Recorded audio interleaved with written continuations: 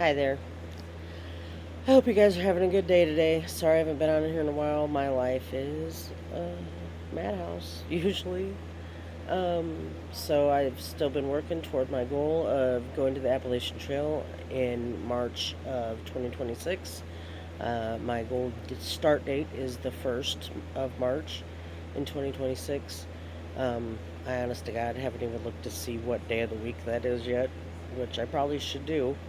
But I just want to give you a quick rundown about my trying to raise awareness about mental health issues and suicide prevention and just the deplorable treatment that people who try to commit suicide get once they reach the hospital and or the so-called mental hospital that they end up in for a few days.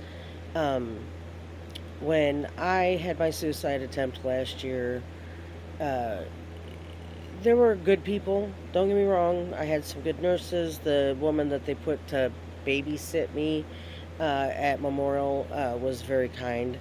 The psychiatrist at Memorial was horrible, deplorable, condescending, rude, folded her arms and looked down her nose at me like I went out and murdered 50 people. I mean, she was just terrible. And then I was supposed to be at Memorial for 3 days. And when I requested that she no longer be allowed in my room, she went straight to a judge and got a court order and had me removed from the hospital and taken to what was supposed to have been a mental hospital, but really turned out to be just a nursing home for crazy people. There was no therapist, no counselors, no. We had a young girl that was like 18 years old come in and like do colored pictures. Like we could color pictures for an hour once a week or once or twice a week. I mean, it was not. There was no mental health help there at all. They didn't know what they were doing. They would give me something to, oh, would you like something to drink? Sure, I'd like some cranberry juice. Well, then I'd drink some cranberry juice. And they'd say, oh, well, we need to take your blood sugar. Well, they'd take it right after I drank cranberry juice. Well, of course, my blood sugar was up. And then they'd give me a dose of insulin. And I'm like, oh, I don't take that kind of insulin. At that point in time, I wasn't even on insulin. Like, they just, they're not trained. They don't know what they're doing as far as like the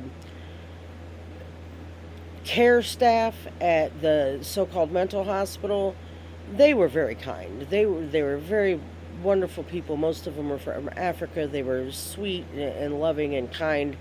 But there was a so-called doctor, I guess. He was supposed to be the staff psychiatrist. I think I spent less than 30 seconds talking to him in the entire 6 days that I was there, if that tells you anything. And then on the very last day, they had their psychologist come in and talk to me, and he was a fucking prick. Like, I'm sorry for the language, but it's the truth. He was like, asked me a few things, and I kind of told him about my life and what was going on, and yada yada yada, and what a pain in the butt my mother in law is, and how she has contributed to a lot of the stress around here. And he's like, well, first off, sounds to me like your mother in law would be better off dead. Okay, well, maybe so, but that's not for you to say, right? I mean, I get that she's a horrible person, but Lord have mercy, that's kind of harsh. And then when I said something about wanting to maybe be a counselor and try to help other people who were in my kind of situation and have dealt with the kind of things that I've dealt with, he's like, well, let me tell you something. I've had a lot of friends that are wired like you, and they all became counselors, and they all killed themselves. So maybe you should rethink that. I don't understand the care or lack of care given to people with mental health issues. First off, if you're a psychologist or a psychiatrist and you act like either one of these two people did, you're in the wrong profession. Point blank, you're in the wrong profession. Okay, and then the policy of taking a mental health patient who just tried to kill themselves, putting them in handcuffs, not putting clothes on them, just a hospital gown and a blanket, and then sticking them in the back of a police car to transport them from the hospital to the mental hospital. How freaking humiliating. Humiliating. I cried all the way there. It was stupid. There's no reason that they shouldn't have just stuck me in the back of an ambulance and taken me over there. You had to put me in handcuffs?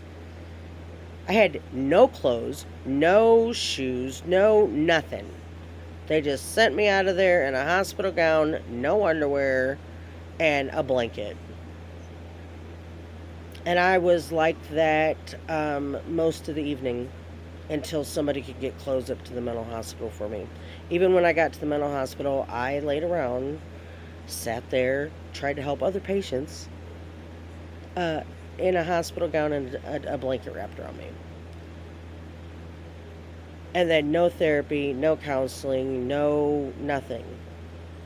In fact, they turned around and put another young lady with me. God, I'm so thankful for that, by the way, who was suicidal and was having a lot of problems because they thought I would help her not harm herself. So I actually worked for them basically the entire time I was there. I helped with other patients. I helped get people up off the floor. I helped. There was a girl who was just screaming her brains out for days on end. I went and laid with her on the floor for a while, tried to calm her down.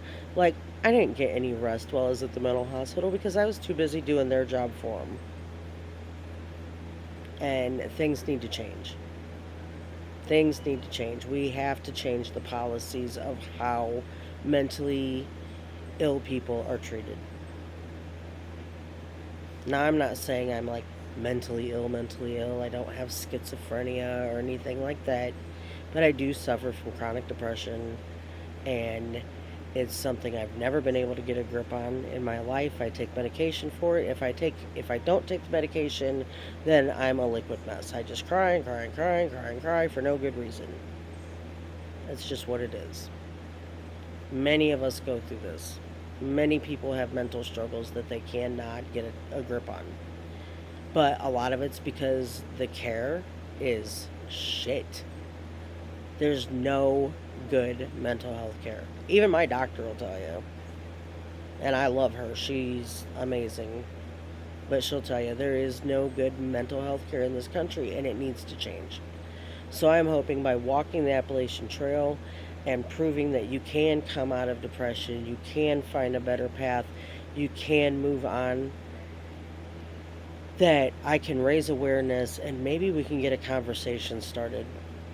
If nothing else, we all need to be in a conversation about what can we do to make mental health care better, more accessible, and less demeaning for those that are going through hell. I don't know. I hope that this makes sense. I hope that you guys will follow me on my journey to the Appalachian Trail. I'm on a 19-month countdown now. We got 19 months to go. I've lost 2 pant sizes, even though the scale hasn't moved at all. I have dropped 2 pant sizes. Everybody keeps saying, oh, but muscle weighs more than fat. Muscle weighs more than fat. I know, but it's still aggravating. It's still aggravating. And you can't say that it's not. Anyway, I just had to throw that in there. But I hope you guys have a great day. I hope to be making more videos. The kids will go back to school soon, and I'll actually have some time to myself where I don't have to worry about children busting in and out of here constantly. And I'll be walking a lot more once they go back to school because I'll have that time during the day where I'm not worried about what the kids are doing. Do I need to do this for them? Do I got to get that? So, anyway, wish me luck, and I'll see you out there.